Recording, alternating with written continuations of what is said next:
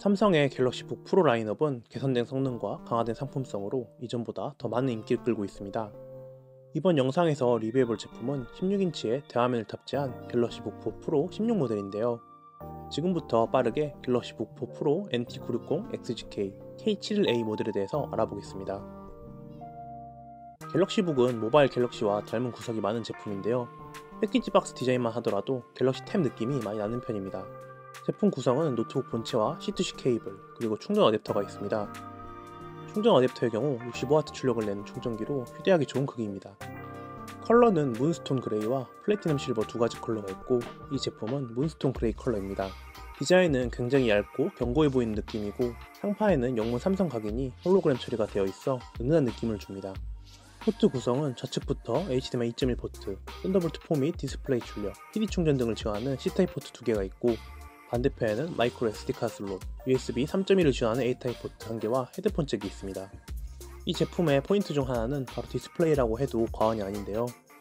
디스플레이는 16인치의 16대 CPU에 WQXJ 플러스 해상도의 OLED 패널이 탑재되어 있습니다. 이 디스플레이는 121Hz의 동적 고주 사율을 지원하고 DCI P3 기준 120%의 색 표현력, 400니트의 밝은 밝기를 가지고 있습니다. 여기에 무려 터치스크린이기 때문에 터치도 지원하고 반사방지 코팅까지 되어 있어서 수준급의 화면이라고 할 수 있는데요. 글레어 타입의 패널이지만 갤럭시 S14 울트라처럼 반사방지 기술이 적용되어 깨끗하면서도 빛 반사가 없는 선명한 화면을 볼 수 있습니다. 실제로 이 제품을 쓰면서 디스플레이에 굉장한 매력을 느꼈는데, 자세한 내용은 뒤에서 살펴보겠습니다. 키보드는 텐키 배열의 풀사이즈 키보드를 탑재했고, 지문식 센서도 전원키와 통합되어 있습니다.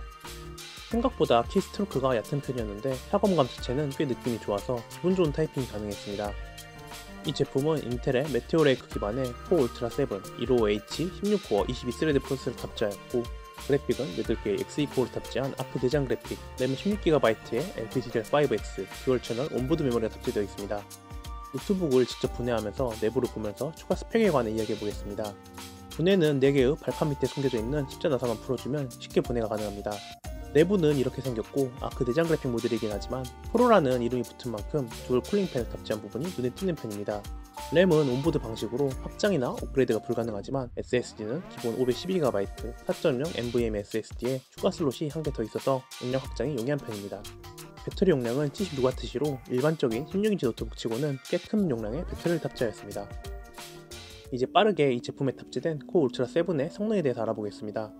우선 시네메 진리 23으로 CPU 벤치마크를 해봤는데요. 멀티코어는 12553점, 싱글코어는 1687점으로 측정이 되었습니다. 확실히 코어 울트라 7을 탑재한 만큼 하위 라인업인 코어 울트라 5 모델들보다 더 높은 점수를 보여줬습니다.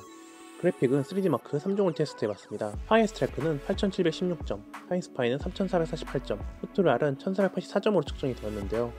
내장 그래픽 모델이지만 과거에 비하면 확실히 높은 점수를 보여줬고, 아이리스 X 내장 그래픽실과는 비교도 안되는 높은 점수를 보여줬습니다.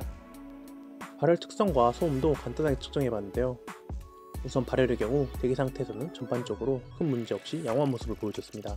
홀로드 상태에서는 프로세서가 위치한 중앙 부분이 조금 따끈한 정도를 보여줬는데요. 그래도 나름 듀얼 쿨링팬의 내장 그래픽 모델이라서 괜찮은 발열 제어를 보여줬습니다. 소음의 경우 대기 상태에서는 17dB 정도로 조용한 모습을 보여줬고, 풀로드 상태에서도 38dB 정도로 나름대로 조용한 모습을 보여줬습니다. 성능을 조금 더 보기 위해서 게이밍 테스트도 해봤습니다.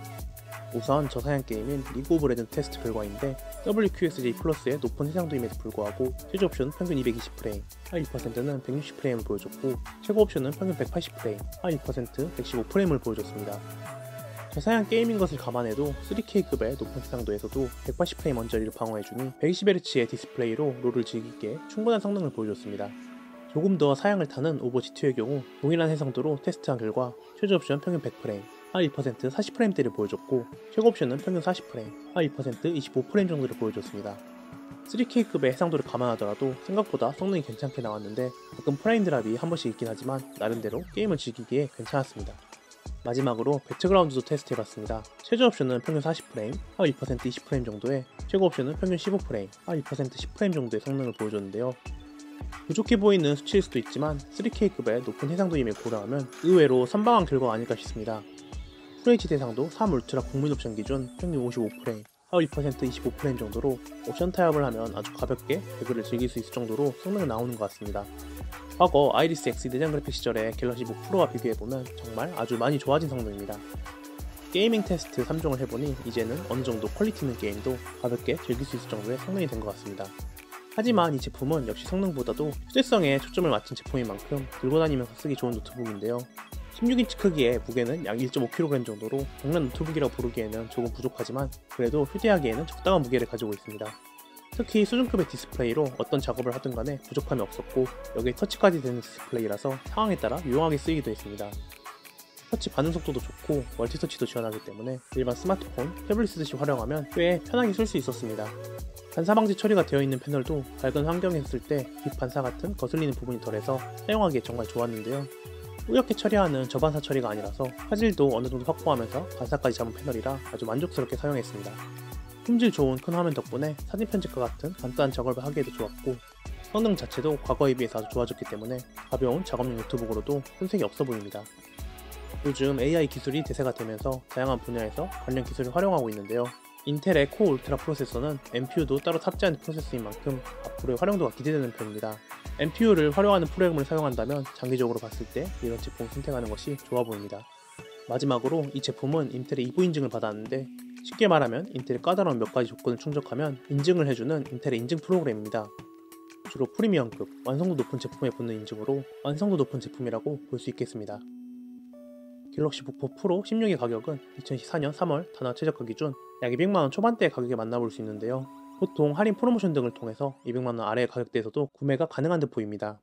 가성비로만 따져보면 다른 제품에 비해서 비싸 보일 수도 있는 가격대지만 삼성 브랜드의 AS, 수준급 디스플레이와 준수한 성능의 제품 완성도를 생각해보면 이해가 되는 가격입니다. 여기까지 삼성 갤럭시 북 4 프로 NT960 XGK K71A 노트북 리뷰였습니다. 긴 리뷰 끝까지 봐주셔서 감사하고 전 다음번 다른 리뷰에 찾아뵙겠습니다. 감사합니다.